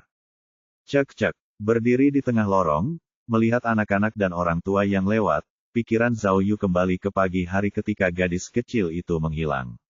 Dia berpikir keras, menduga bahwa, jika dia adalah penculiknya, bagaimana dia bisa lolos dari perhatian begitu banyak orang, dan dengan demikian, diam-diam menculik anak itu.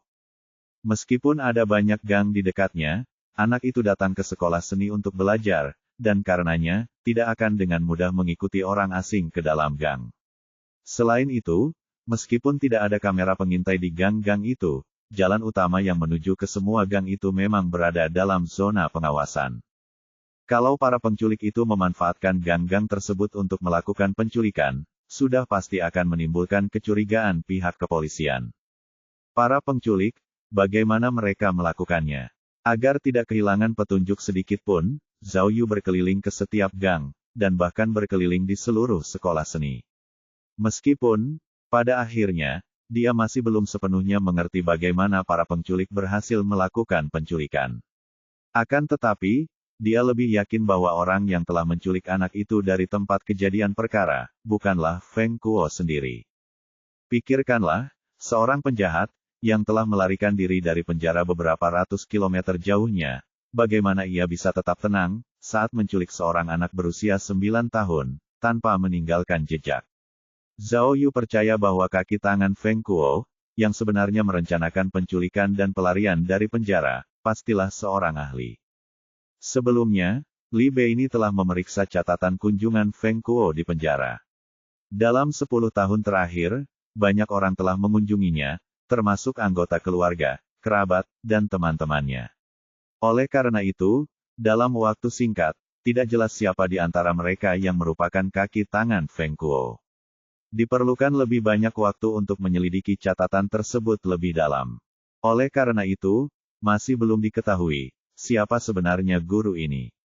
Bab 459. Dari sekolah seni, Zhao Yu tidak menyetir, tetapi berjalan kaki menuju rumah Lan Suping, mengikuti rute yang biasa dilalui putri Lan Suping untuk berangkat ke sekolah. Dalam perjalanan, Zhao Yu mengamati situasi di sekitar dengan saksama. Dia merasa bahwa penculik misterius itu bisa saja berhasil menculiknya, karena dia telah melakukan pekerjaan rumahnya dengan baik. Dia jelas telah membuntuti dan mengamatinya, paling tidak. Jadi, dengan mengingat hal ini, jika mereka menonton ulang rekaman video pengawasan itu, mereka mungkin bisa menemukan petunjuk baru. Dia segera menelepon Mao Wei untuk mengingatkannya tentang sudut pandang itu. Namun, Mao Wei memberitahu Zhao Yu bahwa mereka telah mendapatkan semua rekaman video pengawasan, termasuk yang ada di dalam area perumahan, dan bahwa mereka sedang memeriksanya. Setelah menutup telepon, Zhao Yu memutuskan untuk mengunjungi tempat tinggal Lan Suping. Bahkan jika dia tidak dapat menemukan petunjuk tentang kasus penculikan di sana, dia setidaknya dapat melakukan pemeriksaan latar belakang Lan Suping, untuk melihat apakah dia mungkin terkait dengan kasus pembunuhan di apartemen. Kediaman Lan Suping adalah gedung 2 lantai yang terletak tepat di tengah-tengah kompleks perumahan, yang merupakan lokasi terbaik di seluruh area. Ketika Zhao Yu tiba, Zhang Yaohui dan Lan Bo sudah ada di sana. Agar tidak menimbulkan keributan, mereka berdua ditempatkan di sana, dengan menyamar sebagai saudara angkat Lan Suping. Mereka telah memasang peralatan pemantauan audio, untuk berjaga-jaga jika penculik menelepon, dan mereka juga ada di sana untuk melindungi keluarga Lan Suping, tentu saja secara rahasia. Rumah Lan Suping adalah hunian mewah dengan 4 kamar tidur, luasnya sekitar 200 meter persegi. Dan, meskipun ada banyak kerabat yang tinggal di sana, tempat itu tidak terlalu ramai. Mengetahui anak mereka telah diculik, seluruh keluarga tentu saja merasa cemas dan khawatir. Para kerabat menunggu dengan cemas, sementara mereka mengurus istri dan orang tua Lan Suping. Zhao Yu baru saja masuk, dan dia sudah bisa merasakan bahwa suasana di tempat kejadian itu aneh. Hampir tidak ada yang berbicara, dan semua orang menundukkan kepala dan bahu. Suasananya cukup menyedihkan dan lesu. Zhao Yu segera mengerti. Ternyata, karena polisi ingin merahasiakannya, mereka tidak mengatakan yang sebenarnya, khususnya bahwa penyerahan diri Lan Suping hanya untuk pamer. Jadi, ketika mereka mengetahui bahwa Lan Suping adalah seorang pembunuh, mereka tentu saja merasakan kerusakan 2 kali lipat, yang mengakibatkan moral mereka saat ini merosot. Di antara mereka semua, hanya istri Lan Suping, Gao Ting, yang mengetahui informasi rahasia ini. Namun, demi menyelamatkan putrinya, dia hanya bisa merahasiakannya dari kerabatnya, setidaknya untuk saat ini. Di bawah bimbingan Zhang Yaohui, Zhao Yu akhirnya melihat Gao Ting di kamar tidur anaknya. Setelah membuka pintu kamar tidur, dia melihat Gao Ting sedang duduk di samping tempat tidur anaknya, menyeka air matanya, dan membawa jam tangan anaknya di tangannya. Zhang Yaohui memperkenalkan Zhao Yu kepada Gao Ting dengan lembut, lalu segera meninggalkan ruangan. Gao Ting cantik dan berpakaian sopan. Dia tampak sangat sopan, dan merupakan wanita yang sangat elegan. Pemimpin, terima kasih atas kerja kerasmu. Begitu melihat kedatangan Zhao Yu, Gao Ting segera berdiri untuk menyambutnya. Namun, karena tekanan yang dialaminya dalam waktu lama, ia berdiri agak goyah. Duduklah, dan silakan duduk selagi kita bicara. Zhao Yu menatap jam tangan anak di tangan Gao Ting. Ia bertanya-tanya apakah ia harus menanyakan pertanyaan yang telah ia persiapkan. Oh, Gao Ting mengira Zhao Yu mengacu pada jam tangan, jadi dia cepat-cepat menjelaskan, putriku ceroboh. Dia lupa memakai jam tangan ponselnya kemarin, saat dia pergi ke kelas. Jam tangan itu memiliki fungsi GPS. Akan sangat bagus, jika dia memakainya. Kemudian, air mata Gao Ting jatuh tak terkendali. Zhao Yu mengerutkan alisnya, dan berhenti saat hendak berbicara. Ia melihat sekeliling dan bertanya, apakah ini kamar putrimu? Ada begitu banyak gambar. Dinding kamar tidurnya dipenuhi banyak gambar anaknya, dan juga sertifikatnya. Semua gambar itu polos dan dibuat dengan tangan. Meskipun goresannya sederhana, gambar-gambar itu penuh dengan kegembiraan kekanak-kanakan. Ya, Gao Ting menjelaskan, putri saya sangat suka menggambar. Dia akan menggambar apapun yang ada dalam pikirannya. Kadang-kadang, bahkan saat sedang makan, dia akan terus menggambar. Jadi, kamar tidurnya selalu terlihat seperti ini. Ini seperti bengkel kecilnya. Zhao Yu melihat gambar-gambar di dinding dan memuji dengan tulus, gambar-gambarnya terlihat bagus. Gao Ting akhirnya tenang, lalu bertanya pada Zhao Yu, pemimpin, aku ingin tahu, karena kau datang hari ini, apakah kau punya kabar terbaru? Oh, Zhao Yu melihat bahwa waktu kejadiannya tepat, dan dia segera turun ke pokok permasalahan, katanya, aku kesini karena ada beberapa pertanyaan yang ingin kutanyakan padamu. Silakan, kata Gao Ting, menunggu dengan tulus. Aku ingin tahu, Zhao Yu berkata dengan sungguh-sungguh, apakah Lan Suping pernah bercerita kepadamu tentang Liu Jiao di masa lalu? Oh, tentang ini. Gao Ting mengernyitkan alisnya, saat menjawab, dia membicarakannya beberapa kali, tetapi tidak banyak. Dia hanya bercerita tentang mereka bertiga yang membentuk kelompok yang luar biasa, dan jika bukan karena kecelakaan Liu Jiao, mereka bertiga pasti sudah mencapai hasil yang luar biasa. Lalu, bagaimana dengan hubungan mereka? Zhao Yu bertanya lagi, apakah suamimu pernah mengatakan sesuatu padamu? Feng Kuo dan Liu Jiao adalah pasangan, jadi mengapa Feng Kuo ingin membunuh Liu Jiao? Tentang ini, kenang Gao Ting, dia tidak banyak bicara langsung. Namun, suatu kali, ketika dia minum terlalu banyak, dia menangis dan memanggil Liu Jiao. Aku merasa suamiku mungkin menyukai Liu Jiao sebelumnya. Dia melanjutkan, mengakui, tentu saja, saya kesal. Tapi saya tidak mungkin cemburu pada wanita yang sudah meninggal, kan? Jadi, saya tidak mengungkitnya lagi, setelah itu. Bagaimana dengan Feng Kuo? Zhao Yu bertanya lagi. Saya tidak yakin, kata Gao Ting. Saya menduga suami saya mungkin menyimpan dendam terhadap orang ini. Oh, Zhao Yu berpikir dan bertanya, kalau begitu, bisakah kau menunjukkan foto-foto guru Lan di masa lalu? Mungkin saat dia kuliah. Dan, apakah dia menyimpan sesuatu, seperti buku harian atau semacamnya, yang bisa menggambarkan apa yang terjadi di masa mudanya? Ini, Gao Ting mengerutkan alisnya, dan tiba-tiba menyadari sesuatu. Dia bertanya dengan serius dan tergesa-gesa, petugas polisi, mengapa Anda membutuhkan semua barang ini? Saya paling tahu temperamen suami saya daripada siapapun, dan dia tidak akan melakukan pembunuhan. Meskipun dia seorang yang ekstrovert, dia sangat pemalu. Tidak mungkin itu dia. Bukan itu maksudku, Zhao Yu meyakinkannya. Aku hanya ingin memahami situasi mereka bertiga lebih baik melalui foto-foto itu. Zhao Yu menjelaskan sebisa mungkin bahwa mungkin ada orang lain yang menjadi pembunuhnya. Jika memang ada, pasti ada orang yang terlibat dengan mereka. Tidak, kata Gao Ting dengan sedih, setelah mendengar logikanya. Pak Polisi, tidak ada hal-hal seperti itu. Sejak Lan dan aku menikah, aku tidak pernah melihat foto-fotonya di universitas. Kurasa, karena kematian Liu Jiao, kenangan masa kuliahnya dan masa mudanya meninggalkan rasa tidak enak di mulutnya. Jadi, dia tidak ingin menyimpan kenangan itu. Kenangan itu hanya membawa rasa sakit. Mengapa dia menyimpan foto-foto itu? Baiklah, baiklah. Zhao Yu melihat sekeliling ruangan dan berkata pada Gao Ting, jika kau menemukan sesuatu yang berhubungan dengan Tenter's Bag, tolong beritahu aku. Jangan remehkan hal-hal ini, karena itu mungkin kunci untuk membawa putrimu pulang dengan selamat, lebih awal. Baiklah, baiklah, sambil mengangkat putrinya, mata Gao Ting kembali berkaca-kaca. Setelah meninggalkan rumah Lan Suping, Zhao Yu berjalan menuju tempat ia memarkir mobilnya. Ia memikirkan pembicaraan sebelumnya dengan Gao Ting. Dari sudut pandang Gao Ting, Lan Suping tidak terlihat seperti pembunuh. Jika dia tidak bisa melepaskan Liu Jiao selama bertahun-tahun, tidak ada alasan baginya untuk membunuhnya saat itu. Seperti yang dikatakan istrinya, bahkan jika dia membunuh seseorang, dia akan membunuh Feng Kuo, tetapi bukan Liu Jiao, yang sangat dicintainya. Itu bukan Feng Kuo, dan bukan Lan Suping. Jadi, siapakah orangnya? Apakah benar-benar ada orang lain yang menjadi pembunuhnya?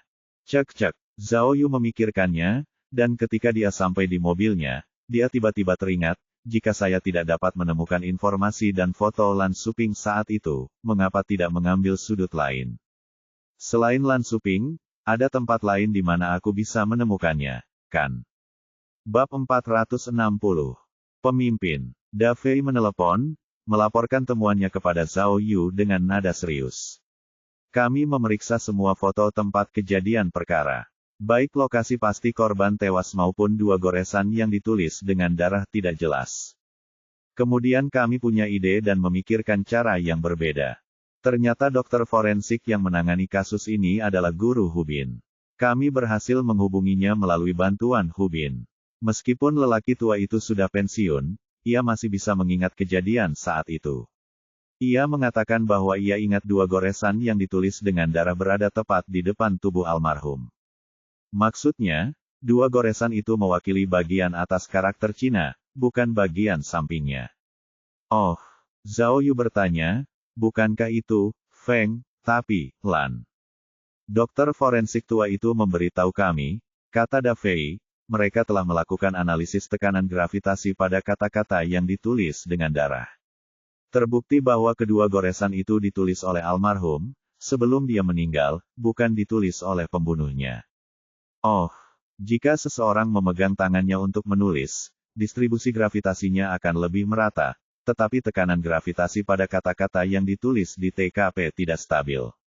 Selain itu, ketika goresan terakhir ditulis, tekanan gravitasi melemah drastis, kemungkinan besar karena dia menulisnya saat menghembuskan napas terakhirnya.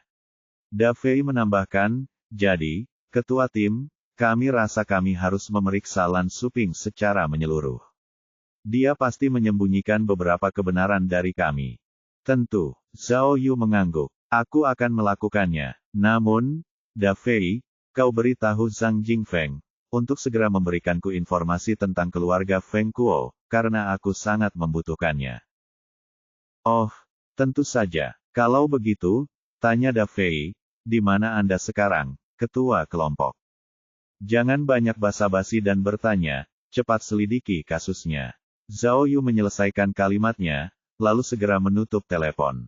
Saat ini, dia berdiri di pintu masuk sebuah villa 2 lantai, yang merupakan rumah Feng Kuo. Ketika Zhao Yu meninggalkan rumah Lan Suping, dia secara naluriah memikirkan rumah Feng Kuo. Rumah Feng Kuo juga berada di Qinsan, yang termasuk wilayah hukum daerah Moyang. Zhao Yu ingin berkunjung, untuk melihat apakah dia bisa menemukan sesuatu yang berguna untuk kasus tersebut di sana. Sebelum kedatangannya, Zhao Yu telah mengamati situasi sebelumnya. Karena pelarian Feng Kuo yang tiba-tiba, keluarganya sekarang merasa sangat gugup. Detektif dari ibu kota provinsi telah menyiapkan jaring pengaman untuk mencegah pelarian, untuk berjaga-jaga jika Feng Kuo kembali ke rumah. Untuk bekerja sama dengan detektif provinsi, polisi Kinsan juga mengirim detektif dari cabang Moyang untuk membantu penyelidikan. Karena tidak dapat memberitahu polisi provinsi tentang kasus penculikan tersebut, Zhao Yu hanya dapat melakukan penyelidikannya secara rahasia. Namun, jika ia menyelidiki keluarga Feng Kuo, hal itu pasti akan menarik perhatian mereka. Apa yang harus dia lakukan? Zhao Yu memeras otaknya, sambil memikirkan banyak rencana yang tidak masuk akal. Akhirnya dia membuang semua rencana itu. Para detektif dari provinsi itu sangat jeli. Bahkan jika Zhao Yu berpura-pura menjadi tukang meteran gas atau listrik, dia tetap tidak akan luput dari perhatian mata-mata mereka yang mengintip. Namun Zhao Yu tiba-tiba mendapat pencerahan. Ya, benar. Karena melakukan penyelidikan rahasia tidak memungkinkan, Zhao Yu berpikir untuk melakukannya melalui jalur resmi, dengan jujur. Dengan pemikiran ini, Zhao Yu segera menelepon Kepala Biro Luan Xiao Xiao, menjelaskan situasinya kepadanya, lalu meminta Kepala Biro Luan untuk memikirkan alasan yang dapat dibenarkan baginya untuk memasuki rumah Feng Kuo untuk melakukan penyelidikan. Setelah Kepala Biro Luan mendengar ide Zhao Yu, tanpa berpikir dua kali, dia mengatakan kepadanya bahwa dia akan segera menghubungi Kepala Cabang Moyang dan memberinya identitas resmi, Detektif Unit Investigasi Kasus Utama Moyang. Dengan identitas ini, Zhao Yu dapat campur tangan dalam kasus pelarian Feng Kuo dari penjara. Karena kematian Fu Jianxing dan yang lainnya, terjadi kekurangan tenaga kerja di unit investigasi kasus utama Moyang. Oleh karena itu, mengirim Zhao Yu untuk membantu investigasi adalah alasan yang sangat logis. Zhao Yu hanya butuh waktu 5 menit untuk menyelesaikan semuanya. Setelah menekan bel pintu rumah Feng Kuo, seorang detektif dari cabang Moyang membuka pintu dan menyambutnya dengan hangat. Sebanyak 5 detektif ditempatkan di rumah Feng Kuo, 3 detektif dari ibu kota provinsi dan 2 detektif dari cabang Moyang. Meskipun Zhao Yu berasal dari cabang Rongyang, identitasnya saat ini adalah sebagai perwakilan cabang Moyang. Oleh karena itu, kedua detektif berpangkat rendah dari cabang Moyang sangat ramah kepada Zhao Yu, memberitahu Zhao Yu betapa mereka mengaguminya, dan memperkenalkannya kepada para detektif provinsi. Ketiga penyelidik itu memiliki masalah penting yang harus diselesaikan, jadi mereka hanya saling menyapa, lalu melanjutkan perjalanan mereka. Meskipun kemungkinan Feng Kuo kembali ke rumah sangat kecil, mereka tidak boleh ceroboh sedikit pun. Setelah bertemu dengan detektif provinsi, kedua rekannya membawa Zhao Yu untuk menemui keluarga Feng Kuo. Karena pelarian Feng Kuo dari penjara bukanlah masalah sepele, keluarganya sangat waspada. Ketika Zhao Yu masuk ke ruang tamu, orang pertama yang dilihatnya adalah ayah tiri Feng Kuo, Xiao Guofeng. Xiao Guofeng memiliki sebuah pabrik pertukangan, yang tidak hanya membuat furnitur bermutu tinggi, tetapi juga menghasilkan banyak karya seni yang berhubungan dengan kayu. Selama bertahun-tahun, keluarga tersebut menjadi kaya dan makmur melalui perdagangan ini. Setelah perkenalan itu, Xiao Guofeng bergegas menuangkan teh untuk Zhao Yu dan menyapanya. Tepat saat Zhao Yu mengangkat cangkir teh, ia melihat seorang wanita paruh baya mengenakan celemek. Ia mendorong seorang wanita di kursi roda ke ruang tamu. Melihat pakaian wanita yang mendorong kursi roda, dia tahu bahwa wanita itu adalah pengasuh keluarga. Wanita di kursi roda itu tampak tua, matanya kusam dan mati rasa. Setelah didorong di kursi rodanya, dia menatap Zhao Yu dan Xiao Guofeng dengan linglung, tidak mengatakan sepatah kata pun. Senior, ini Ibu Feng Kuo. Seorang detektif yang berdiri di samping memperkenalkan. Oh, halo. Zhao Yu bergegas mengangguk pada wanita itu, tetapi wanita itu tidak menanggapi. Melalui penyelidikan sebelumnya, Zhao Yu sudah mengetahui tentang situasi Ibu Feng Kuo. Namanya adalah Feng Lin, dan nama keluarga Feng Kuo berasal darinya. Saat masih muda, Feng Lin adalah seorang aktris film dan televisi yang terkenal. Ia tidak hanya berakting dalam film dan drama TV, tetapi juga telah mengantongi banyak dukungan iklan. Oleh karena itu, ia menjadi nama yang terkenal di Kinsan. Namun, pernikahannya tidak berjalan mulus. Dia menceraikan mantan suaminya setelah menikah selama beberapa tahun dan memiliki beberapa anak. Kemudian, dia mengenal Xiao Guofeng. Saat itu, Xiao Guofeng juga seorang janda dan memiliki anak dari pernikahan sebelumnya. Mereka berdua saling jatuh cinta dan memulai keluarga baru bersama. Xiao Guofeng memiliki seorang putra bernama Xiao Zhen, yang hanya 1 tahun lebih muda dari Feng Kuo. Sekarang, ia bekerja di pabrik pertukangan milik Xiao Guofeng. Karena ia sibuk dengan pekerjaannya di pabrik hari ini, ia tidak ada di rumah. Kehidupan Feng Lin setelah pernikahan keduanya berjalan cukup damai, dan karirnya tidak terpengaruh oleh pernikahan tersebut. Namun kemudian, saat Feng Kuo ditangkap oleh polisi dan dijatuhi hukuman mati setelah dinyatakan bersalah atas pembunuhan, kehidupan Feng Lin jelas berubah drastis. Pada awalnya, dia dan Xiao Guofeng mengajukan banding atas hukuman tersebut.